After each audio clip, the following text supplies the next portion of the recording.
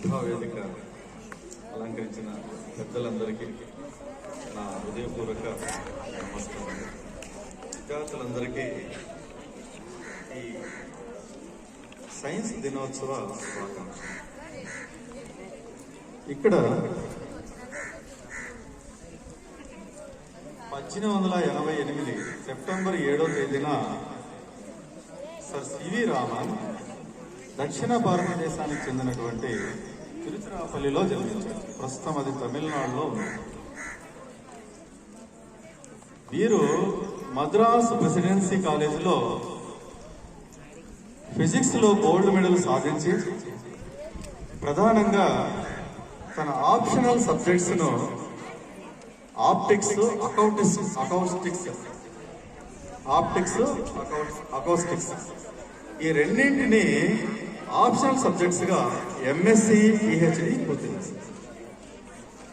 So optics అంటే తెలుసు, కాంతికి సంబంధించినటువంటి శాస్త్రమే ఇస్ ఆప్టిక్స్. అయితే ఇక్కడ రామన్ ఎఫెక్ట్ కనుక్కునే ముందు 1890 నుంచి లెవోయిజర్ అనే శాస్త్రవేత్త ద్రవ్య నిత్యత్వ నియమం, లా ఆఫ్ కన్జర్వేషన్ ఆఫ్ మాస్, అలాగే లా ఆఫ్ కాన్స్టెంట్ ప్రపోర్షన్ అనే రెండు యూనివర్సల్ నియమాలు. అయితే law of constant proportion universal కాదని తర్వాత ప్రూఫ్ అయింది. ఒక law of constant mass, law of conservation of mass. ఈ law of conservation of mass అంటే ద్రవ్య నిత్యత్వ నియమం. పదార్థము పాటించాలంటే ఖచ్చితంగా ప్రతి పదార్థము అత్యంత సూక్ష్మ కణాలుగా నిర్మించబడి ఉండాలి అని చెప్పారు డాల్టన్ పరమాణు నమూనా. అంటే రెండు ఇన్వెన్షన్లు, రెండు ప్రయోగాలు కొత్త పరమాణు సిద్ధాంతానికి నాంది పలికారు. Dalton atomic model. ఎప్పుడంటే ఇతనేమో విభజింప వీలు కానటువంటి కణం అని చెప్పేశాడు.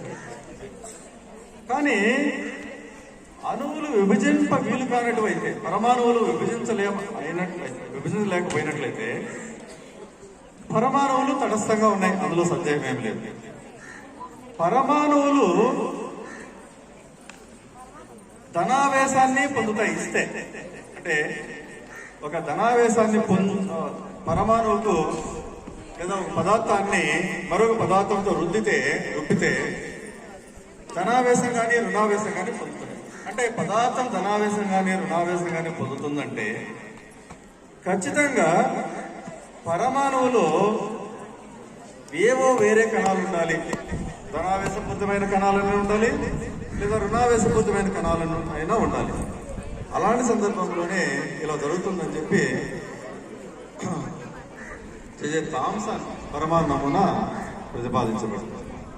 ఇలా పదార్థంలో అంటే పరమాణువులో ఎప్పుడైతే విభజింప వీలు కానిది అని చెప్పి డాల్టన్ చెప్పాడో, ఇదిగో మరి సబ్జెక్ట్ అవసరం లేదో, స్టోరీలు అయితే బాగా వింటాం, అది సినిమా స్టోరీలు అయితే.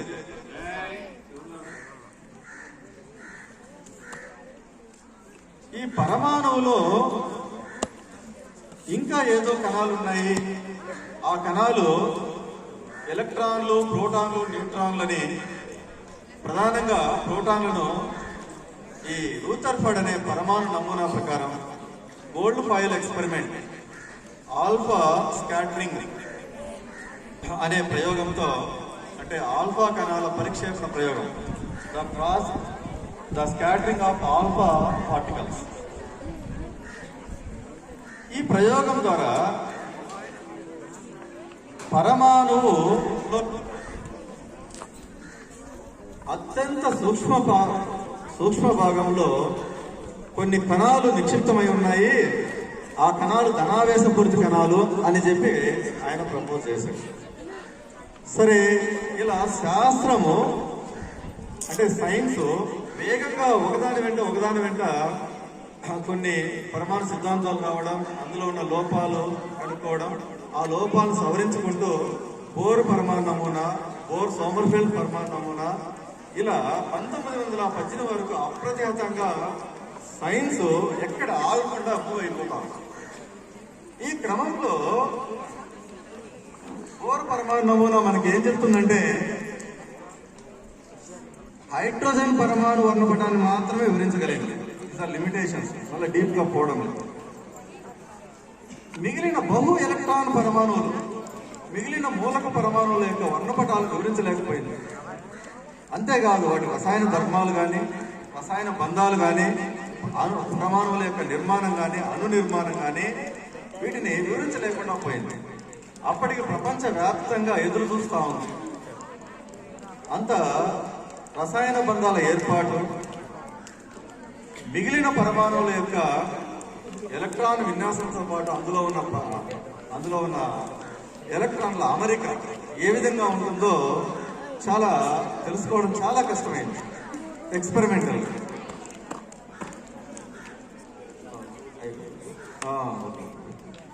ఇప్పుడు రామన్ అనే శాస్త్రవేత్త 1928 దాదాపు 10 ఏళ్ల పాటు 1918లో ఆగిపోయింది. ఇంకా ప్రపంచం అంతా ఎదురు చూస్తా ఉంది. ఇంకా కనుక్కోలేమేమో.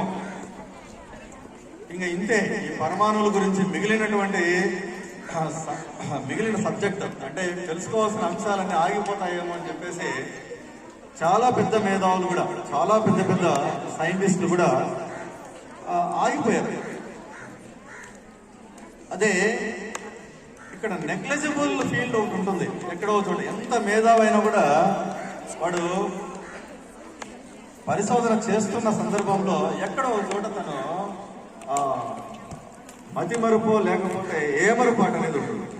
ఆ ఏమరపాటు మన సార్ సివి రామన్కు ఒక వరమైంది. అంటే పరమాణువుకు కాంతికి ఏమైనా సంబంధం ఉంటుందా అంటే జనరల్ గా మీలాంటి విద్యార్థులకు ఇప్పుడు ప్రస్తుతం ఉన్నటువంటి మీ నాలెడ్జ్కి ఏ సంబంధం ఉండదని అనిపిస్తుంది. 10th క్లాస్కి అయితే చెప్పినాం మేము. పరమాణువుకు కాంతికి సంబంధం ఉంది. అదే కాంతి పరిక్షేపణ ప్రయోగం, స్కాటరింగ్ ఆఫ్ లైట్ అంటాం. స్కాటరింగ్ ఆఫ్ లైట్ ఏంటంటే ఒక ద్రవ పదార్థం పైన కాంతి పడ్డప్పుడు, ఇన్సిడెంట్ అయినప్పుడు అది కాంతి శక్తిని అబ్జర్వ్ చేసుకుంటుంది. అబ్జర్వ్ చేసుకొని మళ్ళీ ఏం చేస్తుంది, రీఎమిట్ చేస్తుంది. So the intensity of incident light is lesser than the intensity of the emission of the light, emitted light. ఇది సూక్ష్మంగా, ఇంకా దీని గురించి చాలా చెప్పాలి, సమయం లేదు కాబట్టి చెప్తాం.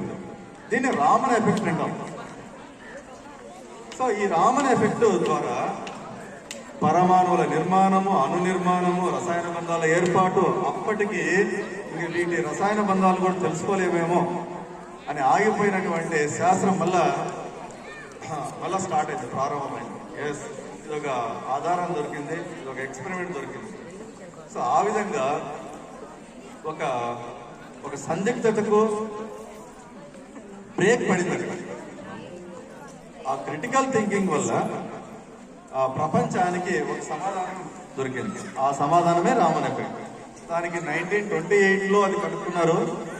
అది జనవరి 28న ప్రపంచానికి తెలియజేశాడు. 1930లో నోబెల్ ప్రైజ్ వచ్చింది.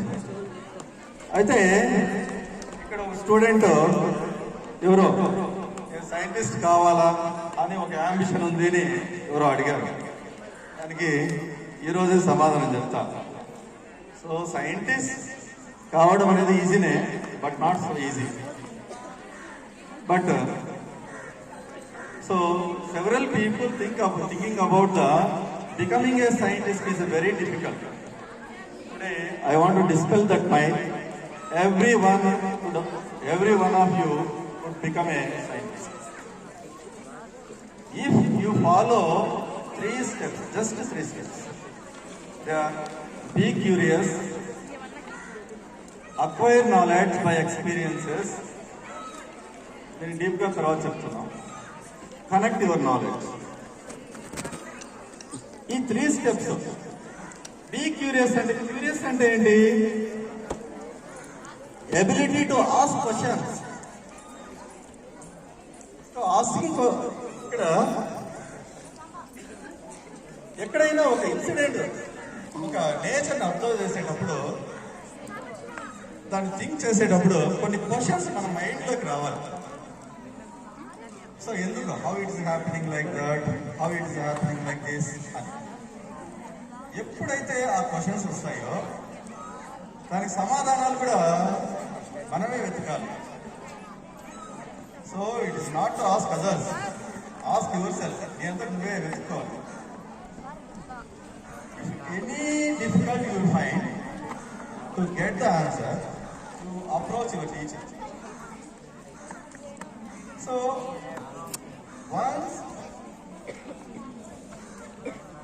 once this habit of asking questions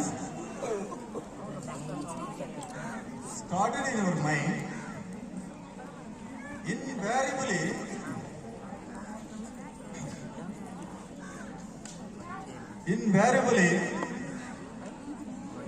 your mind is developed.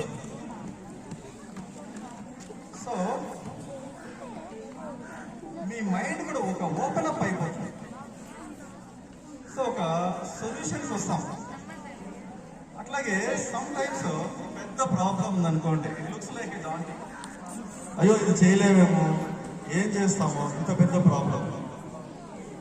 ఆ ప్రాబ్లమ్స్ని మన ఎక్స్పీరియన్సెస్, ప్రీవియస్ నాలెడ్జ్ ఉపయోగించి స్లోగా స్టెప్ బై స్టెప్ సాల్వ్ చేస్తే సాల్వ్ అవుతుంది. That is the connection of the knowledge, connect your knowledge. ఇలా సో సైంటిస్ట్ అవ్వాలంటే ఏం చేయాలి? క్యూరియాసిటీ ఉండాలి. Be curious. Next, acquire knowledge by your experiences. Next, connect your knowledge. 3 steps కంటిన్యూగా follow అయితే you will become scientist in the future. Okay, thank you. అట్లాగే చిన్న experiment, ఇక్కడ ఒక ఆయిస్టెడ్ ఎక్స్పెరిమెంట్ ఇది. సో ఇక్కడ ఒక కాయిల్ ఉంది, ఇక్కడ ఒక కాయిల్ ఉంది. ఈ కాయిల్ దగ్గరికి నేను ఒక బార్ మ్యాగ్నెట్ తీసుకొస్తాను. అంటే ఒక డిజిటల్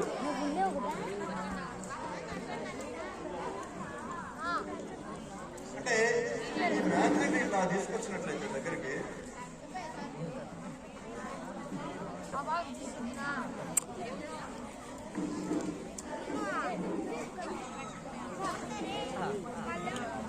దీంట్లో రీడింగ్ చూపిస్తాం.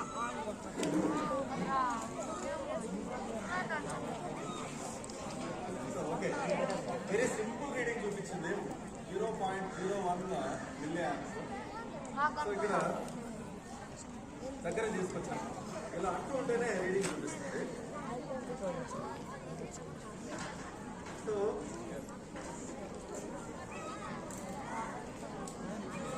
అంటే దీన్ని దగ్గరికి తీసుకొచ్చి ఇలాగే పెట్టినా కూడా రీడింగ్ చూపెట్టు. సో ఇలా దగ్గరికి తీసుకొచ్చి ఇలా మూవ్ చేస్తుంది. Ball magnet not near to the then only reading is the I know the beauty of that ball magnet near to the near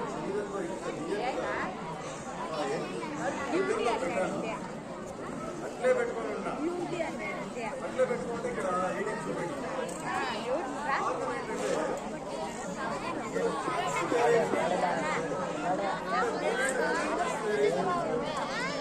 magnetic lines దగ్గరకు వచ్చినప్పుడు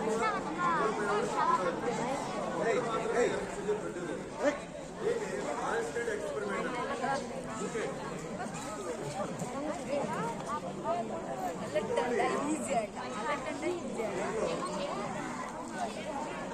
హండ్రెడ్ ఎంఎల్ ఉంది. ఇందులో ఉప్పు వేస్తాను. దీని వాల్యూమ్ పెరిగింటుందా తగ్గింటుందా? పెరుగుతుందా?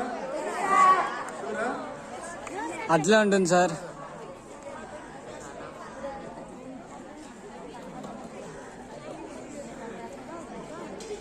సరే, చూస్తే మీ ఆన్సర్ తప్పుగా ఉంది. 100 ml అట్లే ఉంది.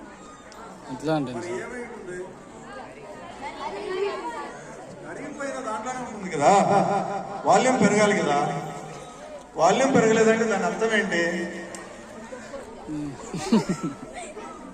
ఆ? అదే సూక్ష్మ ఆలోచన ఉండాలి. వాల్యూమ్ పెరగలేదంటే అణువుల మధ్య ఎక్కడో గ్యాప్ ఉంది. ఆ గ్యాప్ లో ఈ సోడియం క్లోరైడ్ ఉప్పు అణువులు మాలిక్యూల్స్ అతుక్కున్నాయి.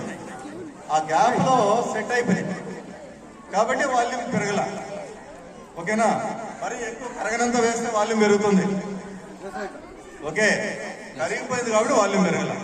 అలాంటి సూక్ష్మ ఆలోచన క్వశ్చన్స్ రావాలి. ఎందుకు దీంట్లో కరిగిపోయినప్పటికీ సాల్ట్కి ఒక ఘన పరిమాణం ఉంది, వాల్యూమ్ ఉంది, వాటర్కి ఒక వాల్యూమ్ ఉంది. కానీ సాల్ట్ కరిగిన తర్వాత ఎందుకు వాల్యూమ్ పెరగడం లేదో అనే ప్రశ్న మీలో వస్తే 10th క్లాస్లో కూడా ఇది అడిగింది. ఆయిల్ స్టడీ ఎక్స్పెరిమెంట్ లో నా బాధ ఏంటంటే ఇక్కడ ఆర్ మ్యాగ్నెట్ తీసుకొచ్చి ఒక చోట పెట్టి రీడింగ్ 0 వచ్చింది. దూరం నుంచి దగ్గరికి వస్తే రీడింగ్ మారుతూ ఉంటుంది. కాన్స్టెంట్ గా పెడితే రీడింగ్ మారడం లేదు. రీజన్ ఏంటో చెప్పమంటే ఆలోచించడం లే. ఎందుకు అలా చేంజ్ అవుతుందో చెప్పడం లేదు. Okay, thank you. ఓకే.